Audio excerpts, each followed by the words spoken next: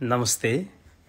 पूर्व युवराज्ञी हिमानी शाहको अमेरिका भ्रमणको सिलसिलामा जे गतिविधिहरू भइरहेका छन् ती कुराहरूलाई हेर्दै मान्छेहरू बीचमा एउटा तरङ्ग आएको देखिन्छ। कतिपय यहाँका राजनीतिक कार्यकर्ता व्यक्तित्वहरू चाहिँ यो राजावादी गतिविधि हो कि भनेर निकै तर्सिएका पाइन्छन्। उनीहरूले सामाजिक सञ्जालहरूबाट शाही गतिविधि भनेर चाहिँ प्रतिक्रियाहरू दिइरहेका छन् र विभिन्न आलोचनाहरू पनि गरिरहेका छन्। तर हिमानी शाहले र उनका कार्यकर्ताहरूले भने यो विशुद्ध सामाजिक क्रियाकलाप हो र हिमानी शाहको ट्रस्टको अमेरिकामा शाखा खोल्ने काम मात्रै हो भनेका छन्।